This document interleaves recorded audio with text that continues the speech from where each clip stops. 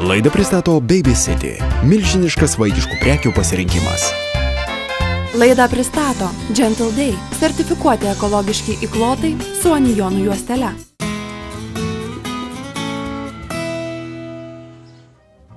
Kiekvienai moteriai ypač svarbi intimi higiena. Kaipgi ją rūpintis ir kokias priemonės rinktis, kad būtų išvengta diskomforto ir nemalonių pasekmių. Gavę nemažai klausimų šią temą, nusprendėme atlikti tyrimą. Nieko nelaukę, keliaujame į parduotuvę, kur turėsime progą pasidairyti po lentynas, kuriuose puikuojasi moterims skirtos priemonės. Pradėsime nuo prausiklių. Jie ne viena iš mūsų asocijuojasi su idealia švara. Pirmiausia, tai apie kokią mes tą intimę higieną kalbam, nes svarbiausias dalykas, kad moteris apskritai, nebūtinai moteris, visi žmonės, tai naudotųsi vandeniu ir praustusi. Ir tai yra svarbiausia tam, kad būtų normalus kvapas ir normalus estetinis toks žmogaus pojūtis, vaizdas.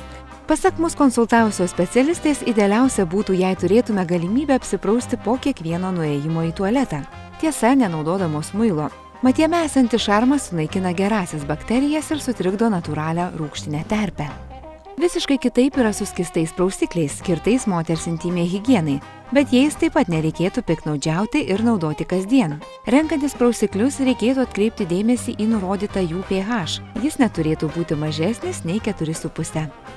Svarbu, kad prausiklyje būtų pieno rūgšties, kuri nesutrikdo odos pH pusiausvyros.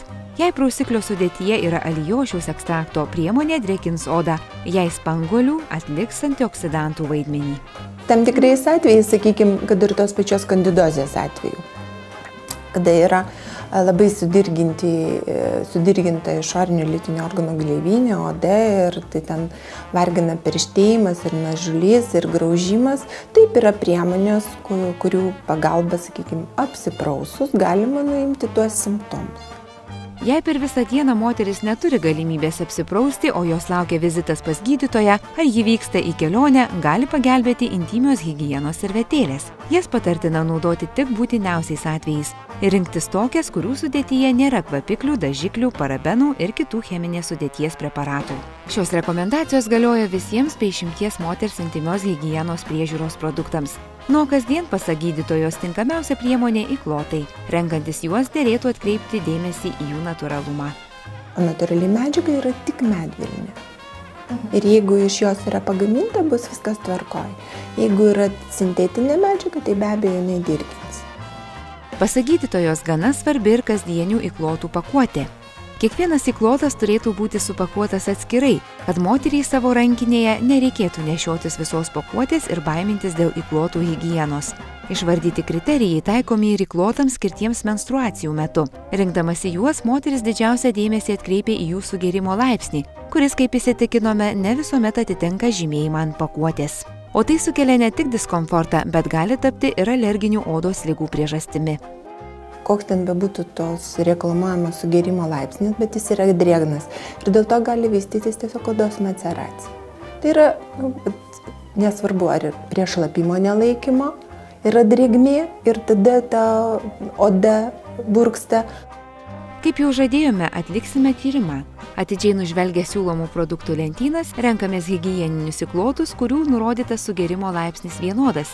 Jie natūralūs, ekologiški ir populiarūs. Atsiskaitome ir keliaujame daryti eksperimento. Visus įklotus išimame iš pakuočių ir išdėliojame ant stalo. Į kiekvieną jų bandysime pilti po 60 ml skysčio. Pirmieji du nepasižymėjo dideliu sugėrimo laipsniu, todėl juos nerizikavome pilti daugiau nei pusės numatyto skysčio kiekio. Paskutiniai du bandymą išlaikė. Skystis neprasisunkė pro kraštus. Na ir paskutinis lemiamas žingsnis. Paspausime servetėlę ir pažiūrėsime, ar su šiais įklotais moteris jaustųsi saugiai ir komfortiškai.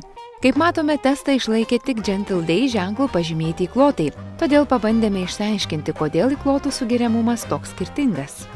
Mes daugiau žiūrime į sveikąją žmogaus tą pusę, sakykim, kad žmogus nešiodamas mūsų produktą tikrai būtų garantuotas, kad jisai ten chemijos kažkokios negauna iš to produkto.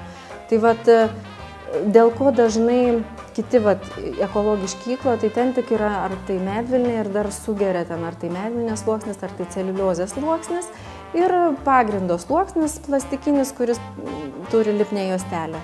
Mūsų paketuose yra polimeras, tai yra ta želė, kuri pavirsta vanduo ar ne, ar skystis, kai patenkant jos pavirsta į tą žėlę. Ir jos yra ten gan nemažai, todėl yra didelis sugeriamumas.